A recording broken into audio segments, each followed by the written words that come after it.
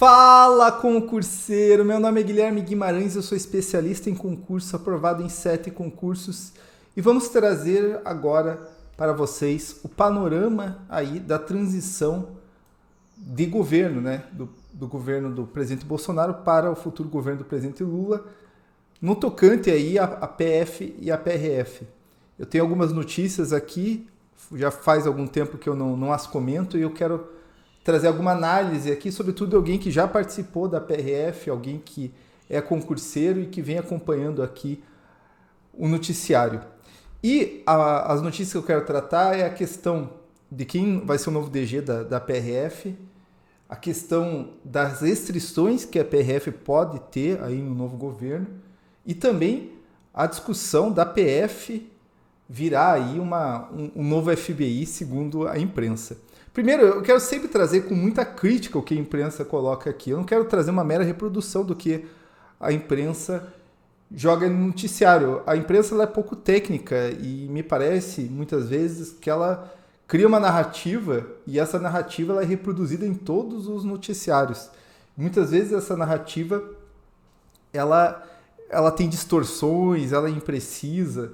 Então, a primeira, por exemplo, a questão que é o grupo de transição, ele faz alguns documentos, alguns textos, tem uma equipe e esses textos seriam a base para um novo governo. E uma das reportagens aí que saiu na Globo é que o grupo de transição estuda a transformação da PF no FBI.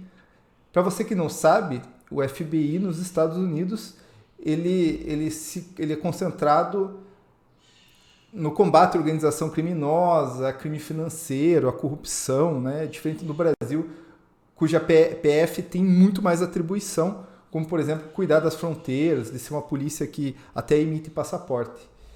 E segundo essa notícia aqui da Globo, até vou colocar aqui, segundo essa notícia, haveria aí uma busca de transformar a Polícia Federal em uma espécie de FBI, concentrando exclusivamente no combate às organizações criminosas, aos crimes financeiros e tal. E daí eles continuam falando que, para isso, eles iam pegar algumas atribuições, como, por exemplo, a emissão de passaporte, e iriam colocar isso, delegar isso para uma secretaria. Né? Então, teria uma secretaria que faria isso, né? Faria também o controle de fronteira, de armas. Então, é isso que a notícia coloca. Eu acho isso daqui bem complicado mesmo. Por que eu acho isso daqui bem difícil? Primeiro que é a competência constitucional. Se for olhar lá, é competência das fronteiras, tudo. Então, tudo isso daqui deriva da Constituição. Eles vão mudar a Constituição? Então, esse é o primeiro ponto. Segundo ponto, para que a PF acabe ficando só com as restrições ao combate ao crime. Você pode até achar interessante, mas normalmente as instituições não gostam de perder atribuições. Isso daí eu aprendi com o meu antigo chefe. Assim. Ele falou, você nunca abre mão de uma competência, e aqui é a competência jurisdicional. E as instituições não gostam de perder atribuições, porque isso significa mais verba, né? Significa mais força para a instituição, porque elas têm mais atribuições, têm mais obrigações e por isso tem mais poder. E eu me coloco assim muito na pele da PF que a Polícia Federal ela tem muito poder, né? Os delegados da Polícia Federal têm muito poder, né? Tanto que, segundo o atual presidente, muitas das coisas como aumento de remuneração não saiu porque os delegados da PF não gostariam. Então, a PF tem muito poder com os delegados. Será que eles abririam mão de atribuições, como emissão de passaporte? Vai falar, mas pragmaticamente seria melhor a instituição abrir mão disso, né, e se restringir ao combate aos grandes crimes. Eu até concordo, até me parece interessante. Mas eu acredito que seja muito difícil a PF abrir mão e seja difícil também implementar isso, porque é uma competência constitucional para você passar isso para uma secretaria. Eu vou deixar essas notícias aqui para você mesmo ler e ter sua própria opinião sobre elas.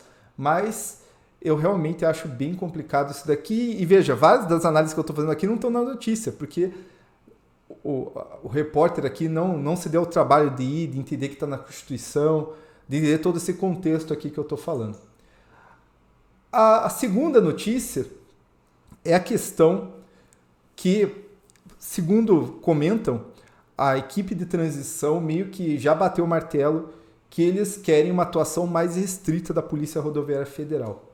Então, houve uma série de críticas à atuação da PRF em algumas situações, como nessa questão aí das eleições, e foi muito discutido a PRF, dado a questão da proximidade do presidente Bolsonaro da PRF. Então, fala-se numa restrição da atuação da PRF. O Moro tinha emitido uma portaria que aumentaria aí a competência da PRF, e a equipe quer diminuir a atuação da PRF. Eu vou falar duas questões. Primeiro, que essa notícia para mim é bem deturpada. Desde que eu fiz parte da PRF, isso lá em 2012, uma das missões da PRF era ser uma polícia ostensiva da União. Isso daqui não é nada novo. A imprensa, ela quer criar uma narrativa que com o governo Bolsonaro a PRF colocou as mangas de fora e saiu da rodovia. Isso é uma mentira. A PRF já vinha atuando desde quando, lá no Rio de Janeiro, subia um morro com operações, a PRF já estava ali atuando. Então, assim, cria-se uma narrativa, essa narrativa ela é espalhada como se fosse verdade, e não é bem assim, Faz muito tempo que a PRF atua. O que acontece agora é que, com o governo e a aproximação do presidente Bolsonaro, a PRF acabou ganhando mais mídia, e essas atuações que antes ninguém sabia, hoje todo mundo sabe que a PRF atuou lá, subindo tal do morro, em tal operação. Então acontece isso daí. E fica essa imagem, assim, né? E é impressionante, eu estava vendo as notícias, eles meio que ligam a questão da PRF ter ou não obstado eleitores de ir votar com esse excesso de poder que não tem relação nenhuma, não tem sentido essa discussão. O que eu acho da questão de você restringir a atuação da PRF? Eu acho que hoje a questão de segurança pública é uma das questões mais sensíveis no nosso país, e nada ajuda a restrição de atuação da PRF. Guilherme, mas a Constituição e tal... Eu acho que a Constituição não pode ser lida de uma forma tão simples. Claro que o trabalho da PRF tem que ser predominantemente as rodovias. Não quero dizer que a PRF tem que sair. Mas eu acredito que a PRF deve atuar em áreas de interesse da União. E vou ser muito claro numa área. A PRF dá muito apoio ao Ministério Público do Trabalho em atuações contra o trabalho escravo. É essencial. Já fiz uma entrevista com minha esposa. Vou até deixar a entrevista aqui. E assim, é essencial esse trabalho. E daí, vai parar? Pô, imagine, você acaba perdendo a atuação até de outras entidades por causa disso daí. E a portaria do Moro, eu tive a oportunidade de ler, parece que ela é um absurdo. Não, era uma portaria que falava, olha, colocava requisitos para a atuação da PRF, não era algo em vão. Né? Então a imprensa acaba deturpando, a imprensa fala, não, a PRF faz serviço investigativo, toda instituição, mesmo ostensiva, faz serviço investigativo como exceção. Então tem muita deturpação. E a minha última questão é que o PRF, o Fabrício Rosa, veio a integrar a equipe de transição do governo Lula. O que pode ser um indicativo, né, que ele possa ser o novo diretor-geral.